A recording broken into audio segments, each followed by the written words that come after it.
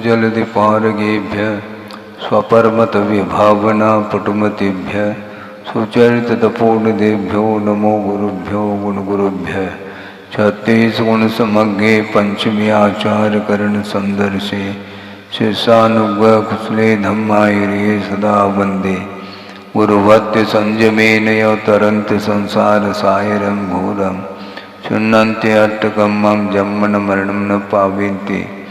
ये नित्यं व्रतमन्त्रहोम निरता ध्यानाग्निहोत्राकुला षट्कर्मा विरता तपोधनदना साधुक्रिया साधवा शीलप्रावरणा गुणप्रहरणा चन्द्रार्कतेजोदिकाः मोक्षद्वारकपाटपाटनभटाः प्रीणन्तु मां साधव। गुरवः पान्तु नो नित्यं ज्ञानदर्शननायकाः चारित्रार्णवगम्भीरा मोक्षमार्गोपदेशकाः।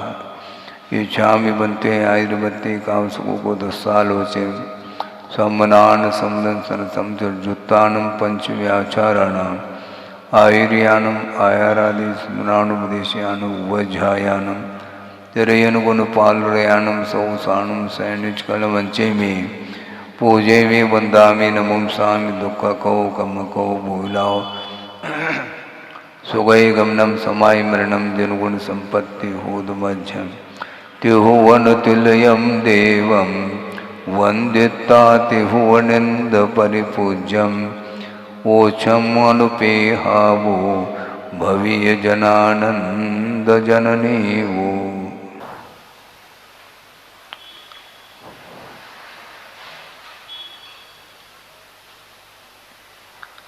आत्मा के साथ शरीर का जो संबंध हुआ है वह अनंतकालीन संबंध है।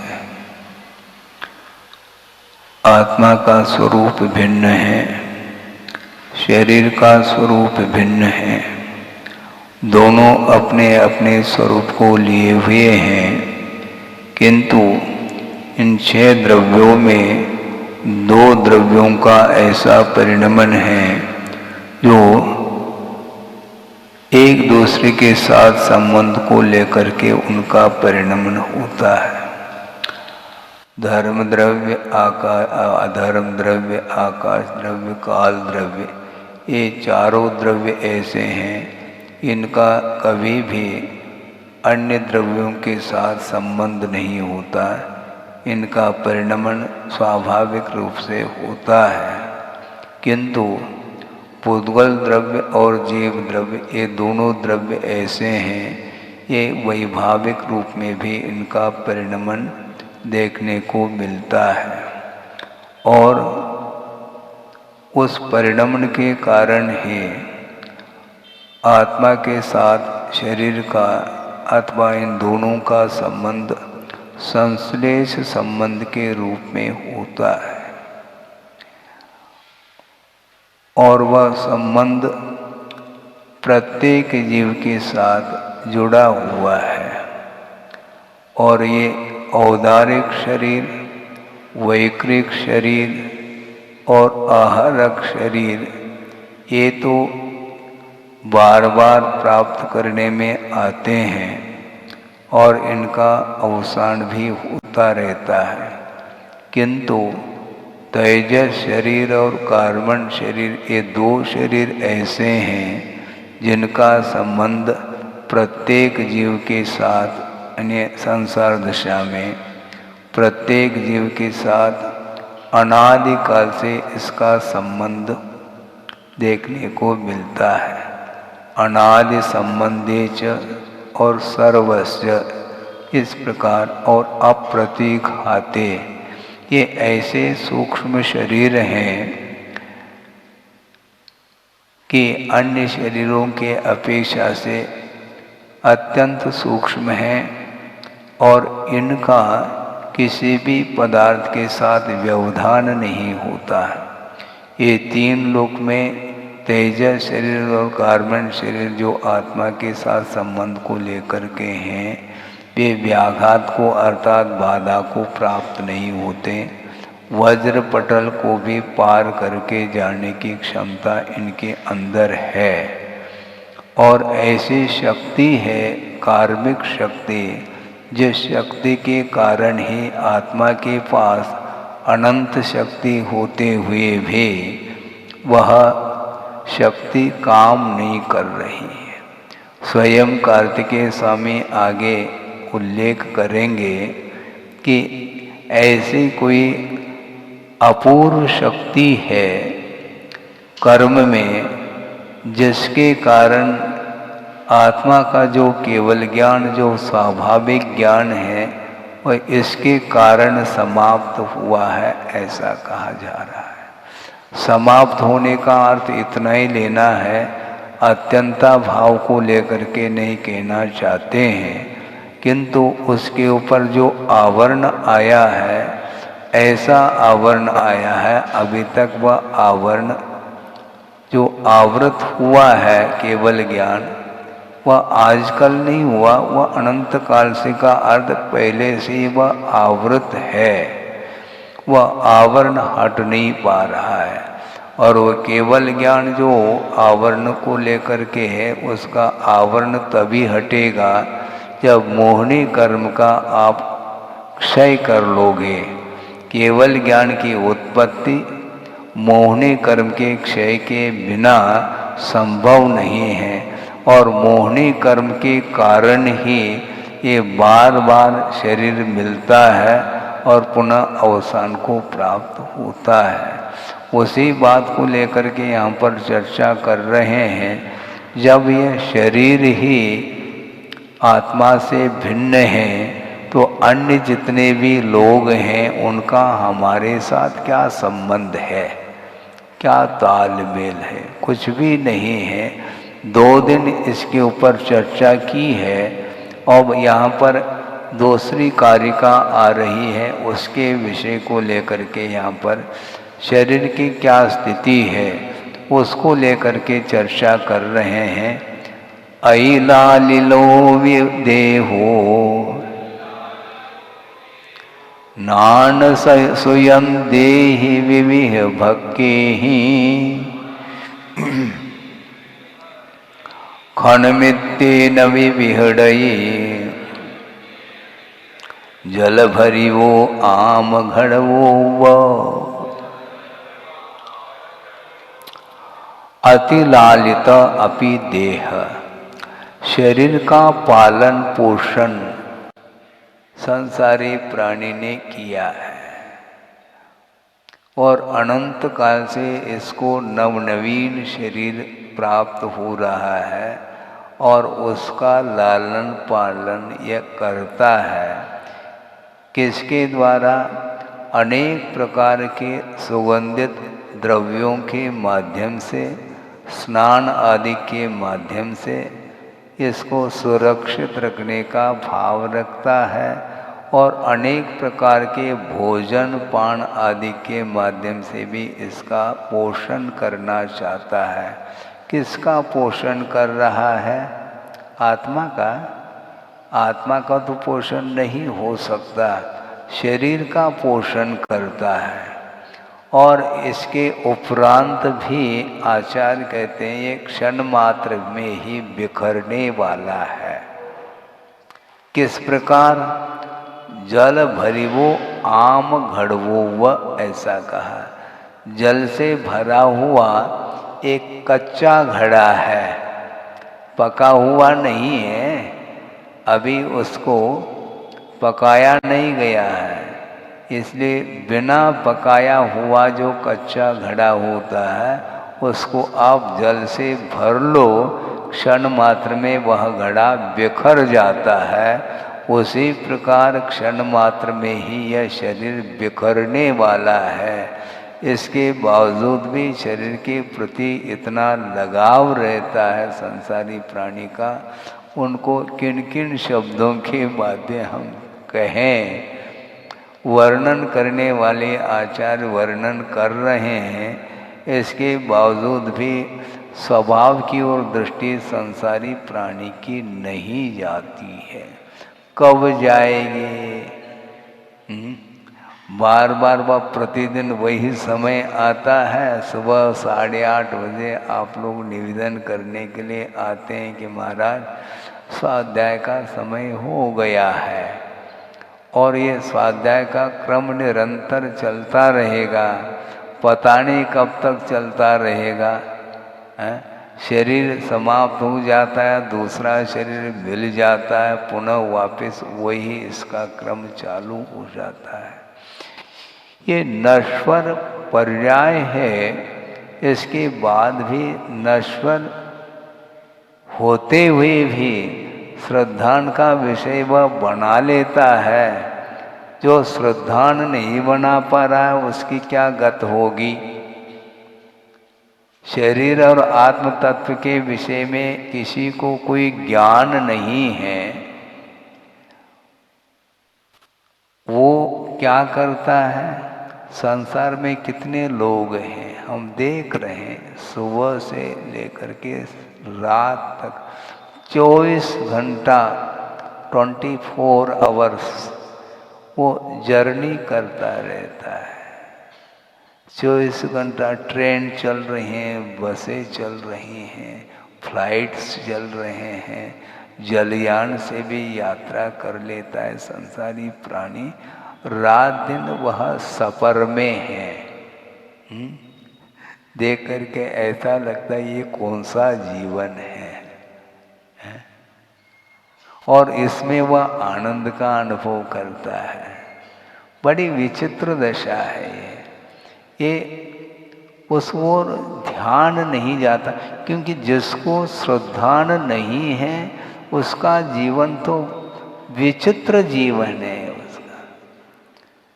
इसके अलावा कुछ नहीं करता। सुबह होते ही कमाना, खाना पीना, रात में सो जाना, इसके अलावा इस संसारी प्राणी ने अतीत अनंत काल में और क्या किया है हमें बता दो। आज कमा करके जीवन यापन करने वाला जो व्यक्ति है और जो अरबपति खरबपति है, इन दोनों के जीवन में क्या फर्क क्या देख रहे हैं आप। क्योंकि अरबपति है वो भी, उसकी भी दुकान खुली हुई मिलेगी और प्रतिदिन जो कमा करके जीवन यापन कर रहा है, दोनों के जीवन यापन करने में कोई भी अंतर देखने में नहीं आ रहा है। क्योंकि सब जो है ना खाने पीने को लेकर के ही रात दिन लगे हुए हैं। इसके अलावा नया कौन सा कार्य किया हमें बता दो। कमाने के साधन भिन्न भिन्न हो सकते हैं, ये अलग वस्तु। कोई सर्विस के माध्यम से जीवन यापन करता है, कोई कृषि कर्म करके करता है, कोई बिजनेस व्यापार आदि करके व्यवसाय करके अपना जीवन यापन करता है। इसके अलावा क्या करता है। और देवगति में ये कर्म करने नहीं पड़ते। वहाँ पर सागरूपम आयु है, यहाँ पर तो 150 साल के भीतर यह समाप्त हो जाता है इसका जीवन। किंतु वहाँ पर सागरूपम आयु तक वह जीवन व्यतीत करता है और कमाना इत्यादि वहाँ पर कुछ भी नहीं है। और दूसरी बात है कि कितना एक सागर के पीछे 1000 वर्ष, सोचो विचार करो। एक सागर जिसकी उम्र है वह 1000 वर्ष के उपरांत वह कंठ से अमृत झरता है और भूख मिट जाती है 1000 साल तक पुनः। और मान लो जिसकी 33 सागर की उम्र है, आयु है, तो वह 33,000 वर्ष के बाद एक बार कंठ से अमृत झरता है और पुनः 33,000 वर्ष के लिए फुर्सत। और श्वासोश्वास की क्या प्रक्रिया है। एक पक्ष के उपरांत एक सागर की उम्र है तो एक पक्ष के बाद एक बार श्वासोश्वास को लेता है। और 33 सागर की उम्र है तो 33 पक्ष का अर्थ कितने? कितना? साढ़े, हाँ 16.5 महीने। तो हाँ 1.5 साल हो गया है, 1.5 साल हो, 16.5 महीने ठीक ही तो है। 12 महीने का 1 वर्ष होता है, और 12 और 4 16, 1.5 के अंदर ही है। ठीक है, तो इतने 33 पक्ष के बाद एक बार श्वासोच्छ्वास की प्रक्रिया चलती है। मतलब कितनी निश्चिंतता होती होगी, है? इसके बाद भी शरीर के प्रति जो ममत्व भाव है वह छूटता नहीं है। सोचो, विचार करो। और आप लोगों को प्रतिदिन खाना 1 बार नहीं, 2 बार नहीं, 3 बार भी हो सकता है, बीच में पता नहीं कितने बार पानी, कितने बार नाश्ता, आदि आदि, जिसका हिसाब नहीं। इसके बावजूद भी वह देवों का शरीर भी वह वैकृत शरीर है, ये अलग वस्तु। अकाल मरण नहीं होगा, ये अलग वस्तु, किंतु अवसान तो होगा। जिस प्रकार औदारिक शरीर अन्य बाधाओं से अकाल में भी अवसान को प्राप्त हो जाता है, मरण को प्राप्त होता है संसारी प्राणी, किंतु उनका अकाल मरण नहीं होते हुए भी उम्र समाप्त होते एक समय के लिए भी वहाँ पर रहेगा नहीं, नीचे आना पड़ेगा। तो ऐसी स्थिति में शरीर का जब अवसान होना ही है, यह शाश्वत नहीं है, इसके उपरांत भी संसारी प्राणी इसके लालन पालन पोषण में लगा हुआ है। क्या करोगे आप? और शरीर के प्रति मोह ममत्व भाव होने के कारण ही इसके संपोषण के लिए वह रात दिन मेहनत कर रहा है। उसके बाद क्या कर लोगे मेहनत करके? है अंत होना है क्या? नहीं, मरा तो होना तो है, फिर तो क्यों लगा रहे हो आप? जब शरीर ही मिटने वाला है, फिर ये मेरा परिवार है, बंधुजन है, इस प्रकार उनके साथ ममत्व, और ये सब क्या है? ये समझने के उपरांत भी इसकी वृत्ति सुधरती नहीं है। कौन सुधार सकते हैं? आत्मज्ञान जब तक नहीं होगा, वस्तु का स्वरूप का बोध जब तक नहीं होगा, तब तक यही दशा इसकी रहेगी।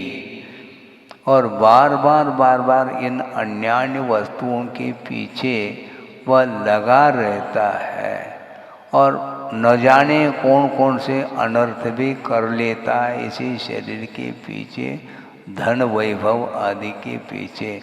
और धन वैभव के प्रति ममत्व भाव भी जो होता है, वह शरीर है, इसलिए शरीर के लिए ही सब कुछ वह अन्य वस्तुओं के साथ संबंध रखता है।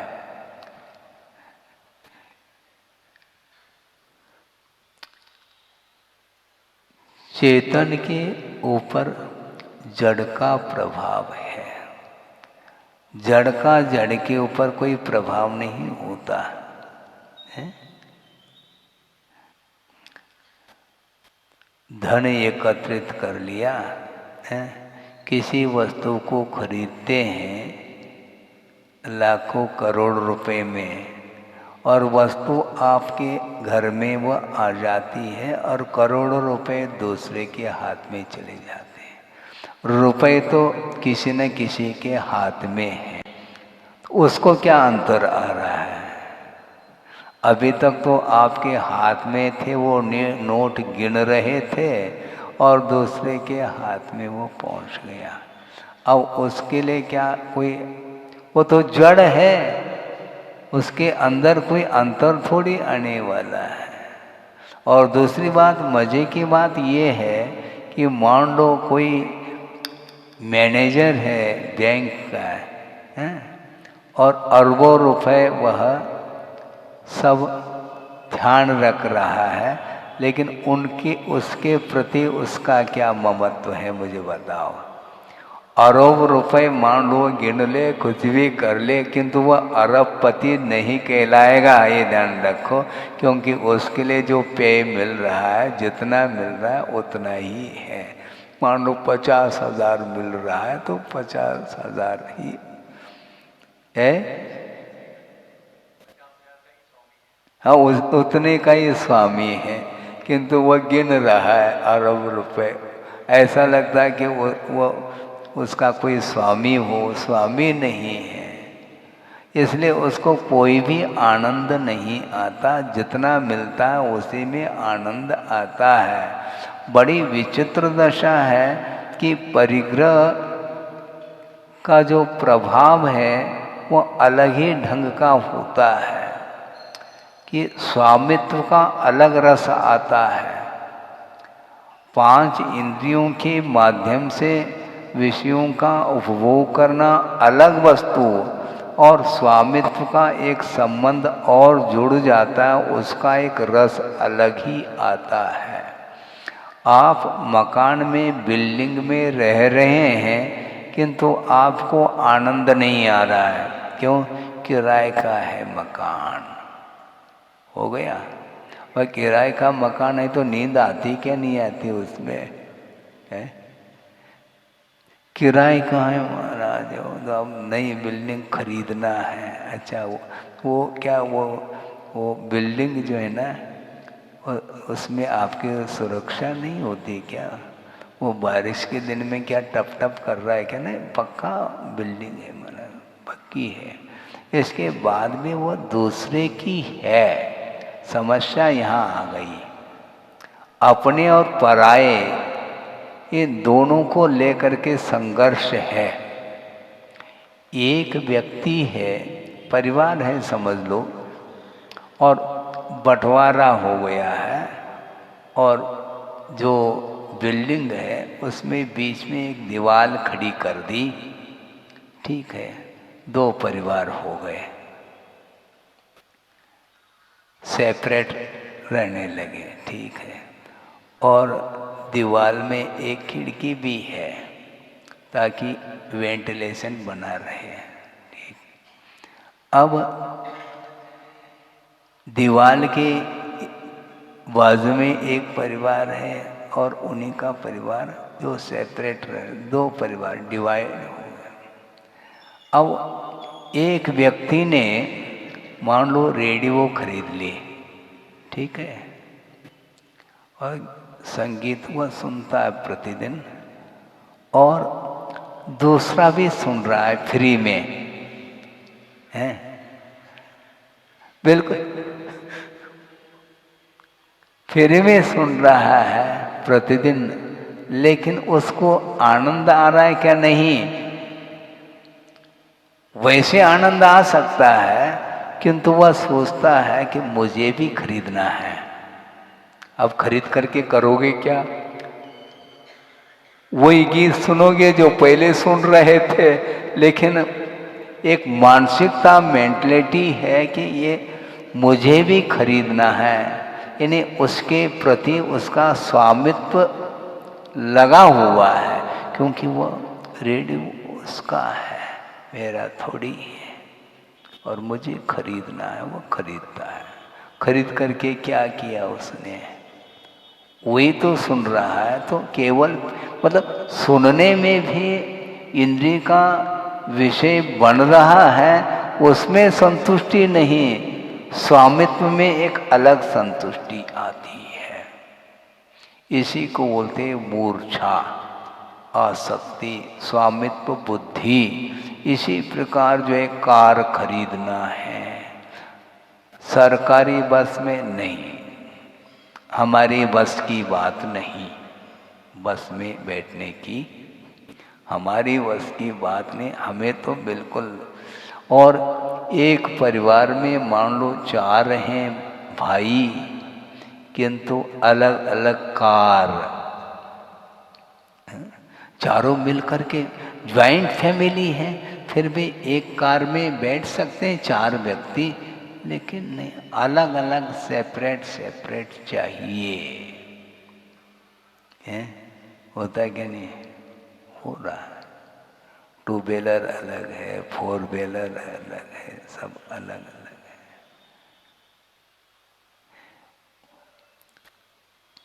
श्रद्धान भी है कि यह वस्तु पर है, लेकिन कार को खड़ा कर देता है आंगन में और चाबी।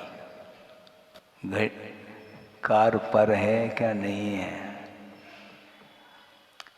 ये शरीर ही जब पर है तो कार तुम्हारी कैसे हो सकती है?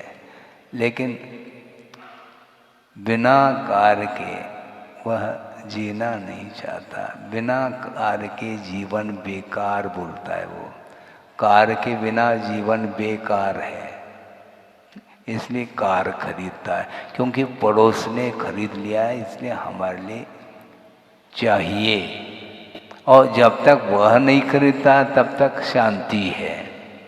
मतलब एक प्रकार से एक दूसरे को देख करके एक ईर्ष्या का भाव आ जाता है। हम कम थोड़ी है, हाँ, हमारा भी तो अस्तित्व है। अरे तुम्हारा अस्तित्व मिट रहा है क्या? कार का अस्तित्व मिट सकता है, शरीर का अस्तित्व मिट सकता है, आत्मा अविनश्वर है, जीव अविनश्वर है, किंतु उस ओर ध्यान जाता ही नहीं। हमेशा श्रद्धान होने के बाद भी दृष्टि उसकी अंतर्दृष्टि नहीं हो पाती है, और अंतर्दृष्टि के अभाव में सब कुछ जो है बेकार है, ये कहा जा रहा है। अच्छे अच्छे सुगंधित वस्तुओं का इस्तेमाल कर लो, अच्छे अच्छे पौष्टिक वस्तुओं का सेवन करो, इसके बाद भी यह औदारिक तन है।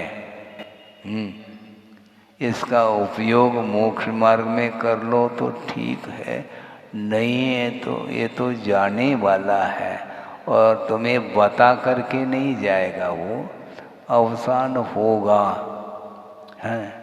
और एक क्षण नहीं हुआ, अवसान हुआ और उसमें जीवोत्पत्ति होना प्रारंभ हो जाती है।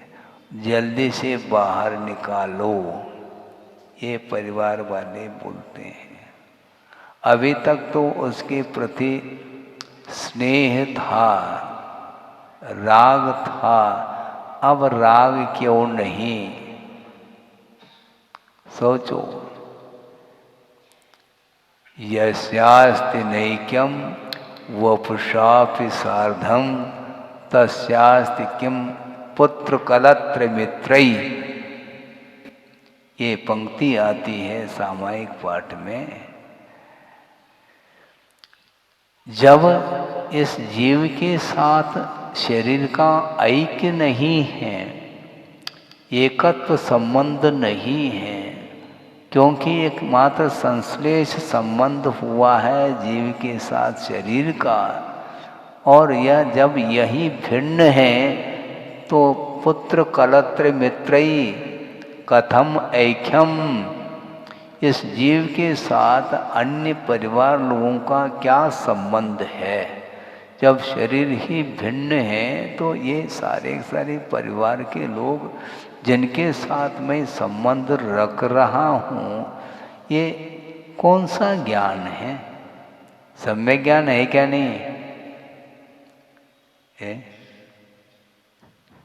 काम में आ रहा है क्या वह सम्यक ज्ञान है?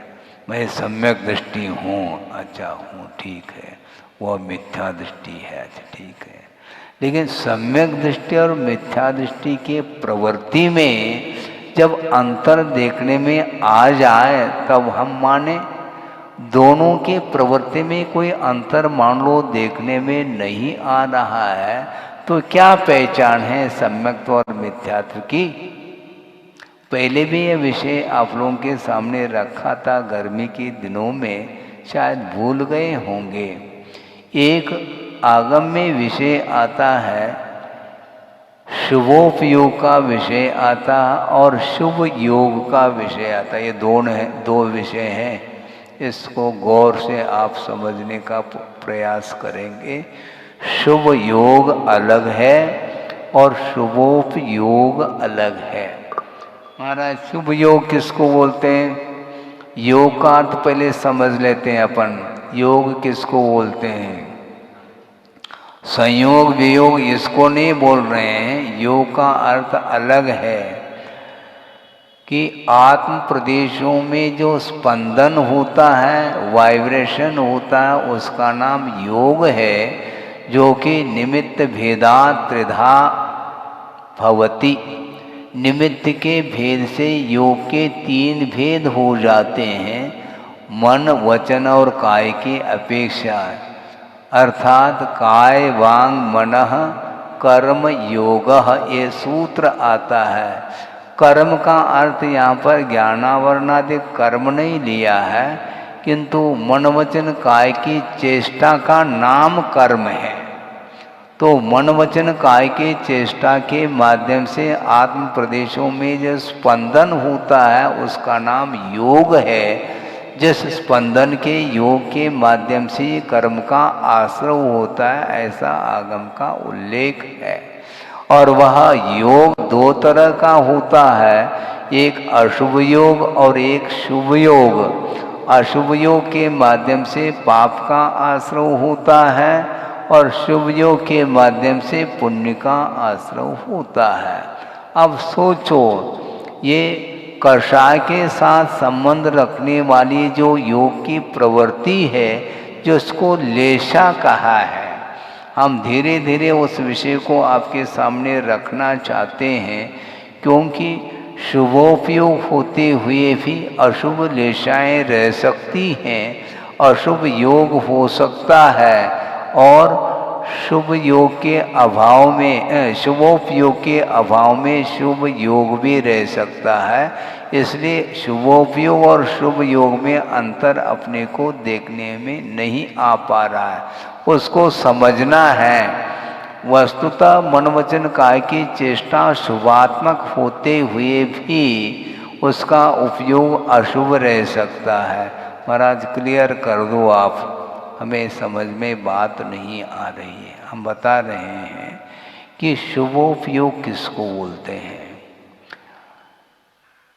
शुभोपयोग उसको बोलते हैं सम्यक दर्शन के जो प्रतिपक्षी कर्म हैं, जिन कर्म के उदय से सम्यक दर्शन का घात होता है, उन प्रकृतियों का क्षय, क्षोभशम, उपशम जब हो जाता है, अर्थात सीधा सीधा अर्थ यह है सम्यक दर्शन के सद्भाव में शुभोपयोग होता है और सम्यक दर्शन के अभाव में अशुभोपयोग होता है। ये इसका तात्पर्य है।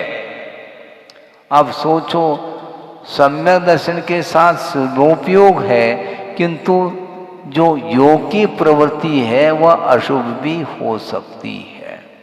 कृष्ण नील कापोत लेशाएं भी पाई जाती हैं सम्यक दृष्टि के लिए, और मिथ्या दृष्टि के पास भी शुभ लेशाएं, शुभ योग हो सकता है।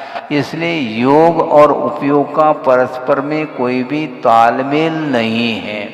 इसलिए कहा जा रहा है कि देवगति में प्रत्येक देवों के लिए और देवांगनों के लिए भी शुभ लेशाएं पाई जाती हैं, अशुभ लेशा नहीं। चाहे वह देव मिथ्या दृष्टि हो अथवा सम्यक दृष्टि हो, उनके पास शुभ लेशाएं पाई जाती हैं।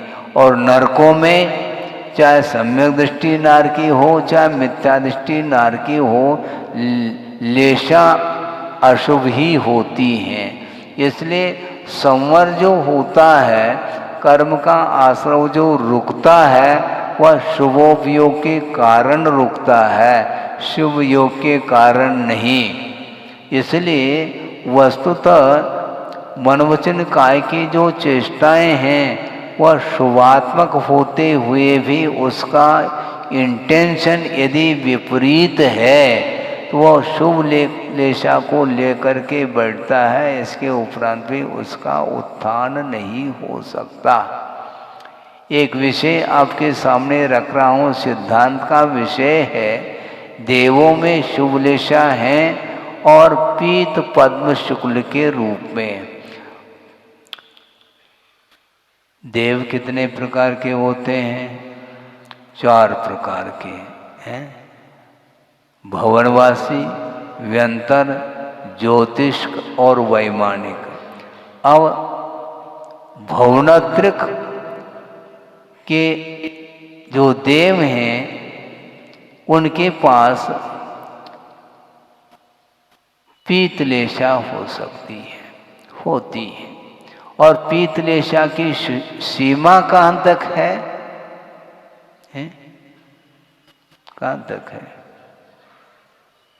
जघन्य उत्कृष्ट की बात नहीं, सीमा कहाँ तक है? मेरे ख्याल से पहले दूसरे स्वर्ग तक। क्यों? हाँ, सामान्य रूप से मुख्यता के अपेक्षा से पहले दूसरे स्वर्ग तक पीतलेशा पाई जाती है। आगे भी हो सकते हैं, किंतु उसके मुख्य रूप से, ठीक है, क्योंकि एक सूत्र भी आता है, पीत पद्म शुक्ल लेशा द्वित्री शेषेषु। तो पीतलेशा 2 युगल तक, सौधर्म ऐशान सानंद कुमार महेंद्र, है ना, 2 युगल तक पीतलेशा, ठीक है। अब सोचो, विचार करो, विचित्र कैसी परिणति है लेशा की कि सौधर्म ऐशान स्वर्ग के जो देव हैं वे पीतलेशा के साथ उनका जीवन चल रहा है। इसके बाद भी मिथ्यात्व कर्म के उदय में पीतलेशा जब तीव्रता को प्राप्त होती है तो उसके माध्यम से एक इंद्रिय का भी वह आश्रव कर लेता है। गाड़ी रिवर्स हो रही है, सुन रहे हैं क्या? नहीं, कुछ है विषय तो रखो कम से कम। आप ही तो कहते हैं जिज्ञासा रखो, तो आप ही तो रखो कम से कम। कौन सी क्या जिज्ञासा, बोलो।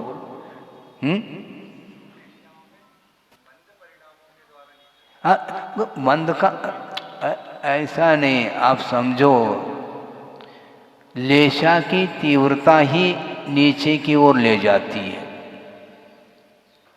है। तीव्र तीव्रतर तीव्रतम, मंद मंदतर मंदतम। हाँ, जैसे समझने के लिए सप्तम पृथ्वी में कृष्णतम लेशा है, ठीक है, किंतु वह नार के सम्यक दर्शन के सम्मुख जब जाता है उस समय उस तीव्रतम लेशा नहीं रहती, किंतु वह लेशा डाउन हो जाती है।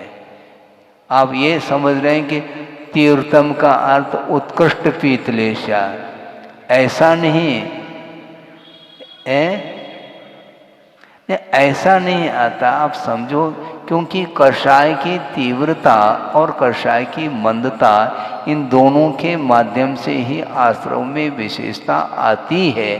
क्योंकि तीव्र मंद ज्ञाता ज्ञात भावाधिकरण वीर विशेषव्य तद विशेष, यानी उन आश्रव में विशेषता जो आ रही है वह तीव्र मंद परिणाम के माध्यम से आ रही है।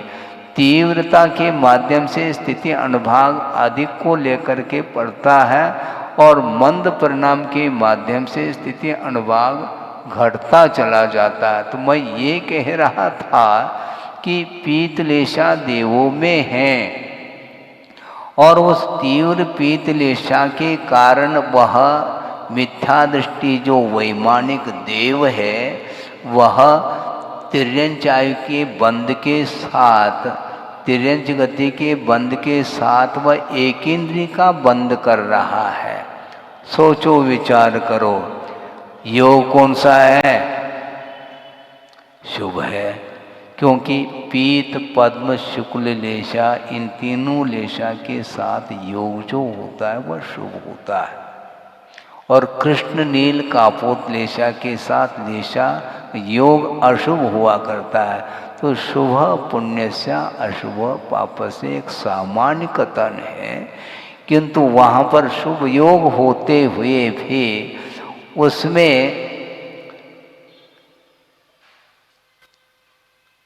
कषाय के अपेक्षा तीव्रता आई है, इसलिए वह योग अशुभ की ओर जा रहा है। गाड़ी रिवर्स है, अभी अशुभ योग हुआ नहीं, किंतु उपयोग उसका अशुभ है। और मिथ्यात्व कर्म के उदय में वह जो तीव्र लेशा हो रही है, पीत लेशा, उसके कारण वह एक इंद्रिय का बंद कर रहा है।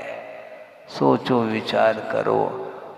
और एक सम्यक दृष्टि है, और मान लो वह कृष्ण लेशा में आ गया, तब भी वह अनंतान मंदिर के साथ जो आश्रव होता था वह आश्रव नहीं होगा, क्योंकि अनंतान मंदिर क्रोधमान मायालोभ और मिथ्यात्व की तीन प्रकृतियों का क्षय क्षोभशम हुआ है अथवा उपशम हुआ है।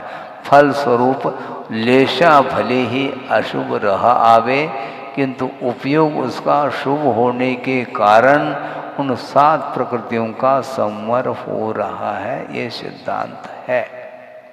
इसलिए वस्तुतः जो व्यक्ति शांत बैठा है ऐसा देखने में आता है, क्योंकि उसकी प्रकृति, उसकी जो प्रवृत्ति है, उसकी जो चेष्टाएं हैं वह शुभात्मक देखने को मिल रही है, किंतु उसकी भीतर की जो परिणति, उसका जो लक्ष्य है वह भिन्न है। इसलिए वो भगवान के समान दिख रहे हैं। भगवान कह दो ना फिर, क्योंकि बिल्कुल चेष्टाएं, वो बहुत शांत बैठते हैं। ये ध्यान रखो कि शांत जो बैठता है वह हमेशा सम्यक दृष्टि होता है, ऐसा नहीं लेना। क्योंकि स्वभाव मार्दवंच, स्वभाव से जो मृदुता रखता है वह भी मनुष्य का बंध कर सकता है। इसलिए कषाय की मंदता मात्र होना पर्याप्त नहीं है, क्योंकि भीतर की जो इच्छाएं हैं वह अलग ही क्वालिटी की होती रहती है। इसलिए भीतर की जो परिणति है, कषाय की परिणति, उसको पकड़ना बहुत कठिन है। वह मंद परिणाम इसलिए कर रहा है क्योंकि उसके माध्यम से वह कुछ अच्छी क्वालिटी की सामग्री एकत्रित करना चाह रहा है। वह पुण्य का बंद करना चाह रहा है, क्योंकि पुण्य के उदय में जो सामग्री मिलती है वह पाप कर्म के उदय में वह भोग्य सामग्री नहीं मिल सकती। इस विश्वास के साथ उसने कषाय को बंद किया है, इसलिए वह ऊपर जा रहा है। किंतु ये ध्यान रखो, कषाय की जब तीव्रता आती है तो उसका शुभ लेशा के साथ भी पतन देखा गया है, और वह देव एकेंद्रीय हो रहा है। बंधुओं, सोचो, विचार करो, वहाँ पर क्या मार काट है? क्या कोई मार काट वहाँ पर नहीं है, लेकिन नहीं होते हुए भी जो आसक्ति है वह आसक्ति उसको परेशान कर रही है। ये लोभ का तासिर है। कोई क्रोध करता है तो व्यक्ति बोल देता, महाराज ये कितने कषाय करते हैं। अच्छा, लोभ को कषाय नहीं मानते हैं आप? हैं? लोभ को कषाय नहीं मानते हैं क्या? बल्कि क्रोध जो करता है वह उतना घातक नहीं है। इसका अर्थ में क्रोध का समर्थन कर रहा हूँ ऐसा नहीं, किंतु जो क्रोध बिल्कुल नहीं कर रहा है, किंतु वह महान कषाई सिद्ध हो सकता है। क्योंकि क्रोध करेंगे दुकान नहीं चलेगी, ग्राहक लौटेंगे। है? तो अब क्या करें? ग्राहक को पटाना है, लौटाना नहीं। उसको पटाना है तो भैया क्रोध मत करो, हाँ, क्रोध को पी जाओ, हाँ, मान सम्मान को भी पी जाओ, हमें कोई आवश्यकता नहीं, मान से पेट थोड़ी भरने वाला है। और वह छोटा भी लड़का आता है तो दद्दा बोलता है, वो क्यों? लौट ना जाए। ये लोभ वृत्ति है, लोभ की तासीर है। वह देखने में तो वह कषाय कर रहा है यह मालूम नहीं पड़ेगा, क्योंकि व्यवहार में क्रोध को ही प्रमुखता दी गई है। किंतु लोभ जो है ना, पाप का बाप है, ऐसा कहा है? लोभ नहीं, क्रोध नहीं है इसलिए आपको निष्कषाय बोल दें, संभव नहीं है। हाँ, क्योंकि क्रोध के माध्यम से किसी वस्तु को वह किसी वस्तु के साथ अधिकार प्राप्त करना चाहता है, मान लो, किंतु क्रोध से काम नहीं चल रहा है तो क्या करेंगे? क्योंकि क्रोध करने से लाभ नहीं, क्योंकि वह सामने वाला भी बलवान है, उसके सामने क्रोध करने से फायदा क्या है? क्योंकि वह सवई है, हम फेल हो जाएंगे। तो अब क्या करें?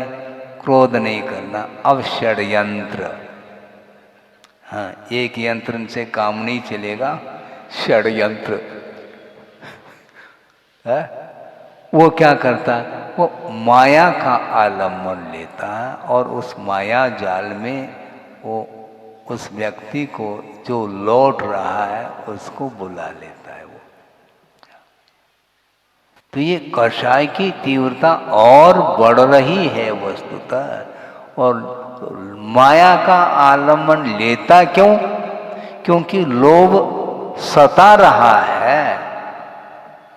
जिसके अंदर तिल तुष मात्र भी लोभ नहीं है, वह माया का आलम्बन क्यों ले? संभव नहीं है। छोटा बालक है, उसके अंदर माया नहीं, क्योंकि उसके अंदर माया का प्रभाव नहीं। माया अर्थात पैसे का कोई प्रभाव नहीं, वह जानता ही नहीं है पैसा क्या। उसके हाथ में 100 का नोट दे दोगे वो फाड़ देगा, वह जानता नहीं है। किंतु उसके अंदर माया है क्या? नहीं, कुछ भी नहीं, क्योंकि जो भीतर परिणाम उसके अंदर उत्पन्न हो रहे हैं वही ज्यों के त्यों परिणाम बाहर आ रहे हैं। उसके अंदर घुमाव फिराव वक्रता संभव नहीं है। और धीरे धीरे जैसे जैसे शरीर बड़ा होता चला जाता है तो कषाय भी बड़ी होती चली जाती है। शरीर का ग्रोथ हो गया है तो कषाय भी उतनी मात्रा में वह बढ़ती चली जाती है। और क्रोध के माध्यम से मान लो किसी वस्तु के ऊपर अधिकार हम प्राप्त नहीं कर पा रहे हैं, तो लोभ को छोड़ करके माया का आलम्बन ले करके जिस चीज को प्राप्त करना चाहता है वह कुशलता से प्राप्त कर लेता है। यानी कुटिलता में कुशलता, सरलता में नहीं। कौटिल्य कुशलम, कुटिलता में वह कुशल है, सरलता में कुशल होना चाहिए नहीं।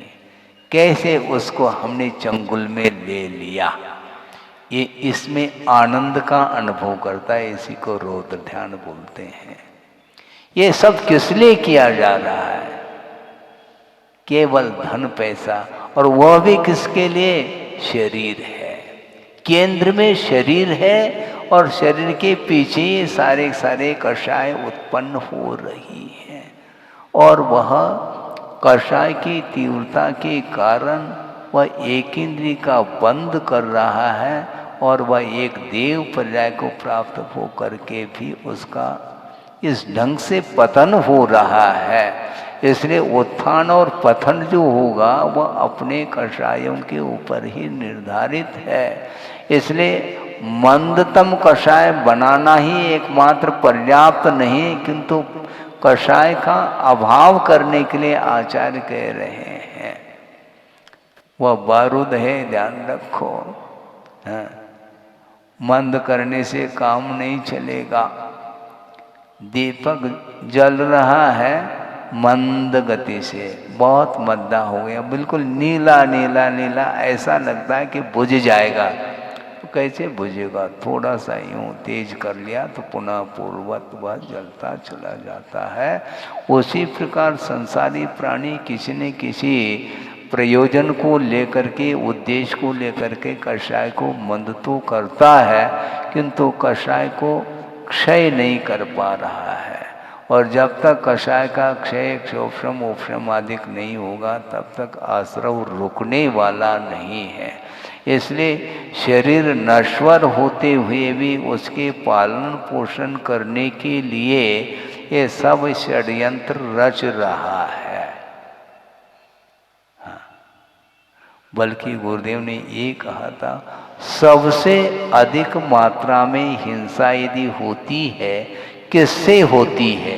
बोलो।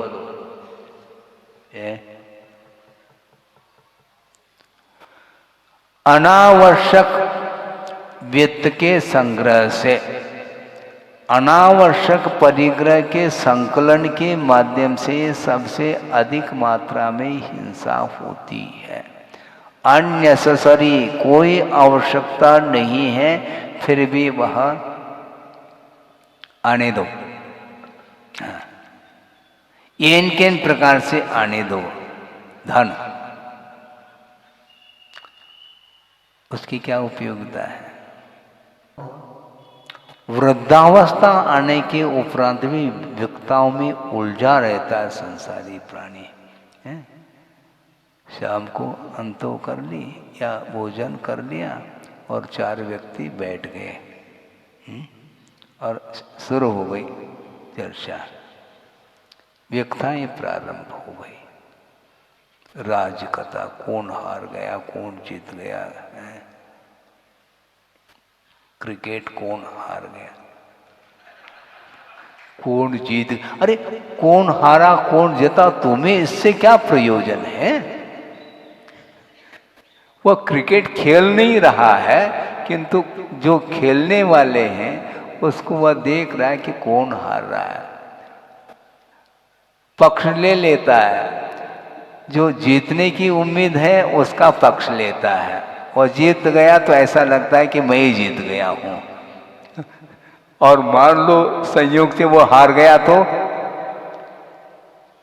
हार्ट अटैक की नौबत आ सकती है, जैसे स्वयं ही हार गया वो। ये सब क्या है? ये व्यक्ताएं ने इन कथाओं से कौन सा प्रयोजन सिद्ध हो रहा है? अच्छा, दूसरी बात, मान लो खेल खेलने में हार जीत में आनंद आता है, कोई बात नहीं, अपने आंगन में खेलो ना, नहीं मजा नहीं आता। हाँ, हम भारतीय हैं, हम खेलेंगे किससे? ऑस्ट्रेलिया से खेलेंगे, उनको हराएंगे, मतलब हराने में ही आनंद आता है। तो आंगन में हराओ ना एक दूसरे को, नहीं उसमें आनंद नहीं आता, क्योंकि प्रसिद्धि पाना है। तो आंगन में खेलने से थोड़ी पेपर न्यूज में आएगा वो विषय। तो उनको हरा दिया, अच्छा कमाल कर दिया इसने, अच्छा क्या कर लिया, क्या पेट भर गया क्या? किया क्या? इन विषयों में उसको आनंद आ रहा है, कुछ भी नहीं, नथिंग, कुछ है ही नहीं उसमें, लेकिन उसमें समय वह पास करता रहता है, टाइम पास। हाँ, इसलिए वह फेल है, अनंत काल से टाइम पास करता आया है, इसलिए वह फेल हुआ है मोक्ष मार्ग में। सोचो, विचार करो, आपका समय हो रहा है, ये होता ही जाएगा, लेकिन ये ध्यान रखो, टाइम पास करने के लिए हम बैठे नहीं। हमें तो धर्म ध्यान करना है और कर्म को ही पास करना है। कर्म का क्षय हो जाए इस उद्देश्य को लेकर के ही जिनवाणी का श्रवण और स्वाध्याय आदि किया जाता है। बाकी संसार का स्वरूप तो एक बार देख लो, स्वरूप को पढ़ो, 2 बार पढ़ो, कोई प्रयोजन नहीं। एक बार स्वरूप देखने में आ जाए तो उससे ऊपर उठने का भाव होना चाहिए। इसलिए शरीर के प्रति जो लगाव है उसको कम करो और शरीर के पोषण के लिए सुगंधित वस्तुओं का प्रयोग करता है। उससे क्या होना है? ज़्यादा से ज़्यादा कैमरे के माध्यम से आप फोटो उतार सकते हैं, ठीक है ना, लेकिन अंदर का जो मसाला है वो बाहर आ जाए तो है, फिर क्या करोगे? है? बड़ी विचित्र दशा है। जो अंदर है ये व्यवस्थित जो है ना, ये चर्म यानी चमड़ी, उससे वह आवरणित है भीतर का माल। इसलिए देखो चमक देखो, वो कहता है चमक दमक, अरे छोड़ो, भीतर दृष्टिपात तो करो। जब वह खाया हुआ अन्न जब पच करके निष्कासित होता है उस ओर कोई देखना नहीं चाहता, इतना वह परिणमन वस्तु का इस ढंग से हो जाता है। इसलिए वह भीतर है, इसके बाद भी उस ओर ध्यान नहीं जा रहा और फिर भी पर्सनालिटी की ओर ध्यान जाता है। मेरा हेल्थ देखो, हेल्थ और वेल्थ इसमें रंगा हुआ है वो, इससे ज़्यादा क्या कर रहा है? ये ध्यान रखो कि तीर्थंकरों का भी शरीर क्यों न हो, वह भी नष्ट होने वाला है। जिस समय उनको निर्वाण की प्राप्ति होती है उसी समय वह शरीर कपूर की भांति वह उड़ जाता है, बचेगा कुछ नहीं, केवल नख और केश बचते हैं, ऐसा आगम में आता है। जिसको लेकर के दुनिया आकर्षित हो रही थी उनके शरीर को देख करके, लेकिन क्षण भर में वह भी समाप्त हो जाता, बचने वाला कुछ भी नहीं है। तो शाश्वत क्या है? तो शाश्वत आत्म तत्व है और उसको परमात्म तत्व के रूप में उसको ढालना है। तो वह परमात्म तत्व के माध्यम से जो अनंत सुख का अनुभव होता है, शांति मिलती है, उसको आगम के माध्यम से पढ़ करके श्रद्धान का विषय बना करके अन्य जितने भी बाहरी वस्तु हैं शरीर आदि, उनके प्रति वैराग्य या उनके प्रति आसक्ति का अभाव या कम करते हुए चलेंगे तो निश्चित रूप से आगे हमारा उद्धार हो सकता है, भविष्य सुधर सकता है, भविष्य उज्जवल हो सकता है। किंतु वह भविष्य उज्जवल जो होता है वह वर्तमान जीवन के ऊपर ही निर्धारित है। जिसका वर्तमान जीवन उज्जवल होता चला जा रहा है तो उसका भविष्य भी निश्चित रूप से उज्जवल होगा। उसके माध्यम से ही हम आत्मा का दर्शन कर सकते हैं। इस उद्देश्य को लेकर के हमें स्वाध्याय आदि करना चाहिए, जिसके माध्यम से कर्मों की निर्जरा आदि हो सके। बोधि समाधि परिणाम शुद्धि स्वात्मोपलब्धि शिव शोक सिद्धि चिंतामणिम चिंतित वस्तुदाने त्वां वंदमानस्य ममास्तु देवी। परम पूजाचार्य गुरुवर श्री विद्यासागर जी महाराज।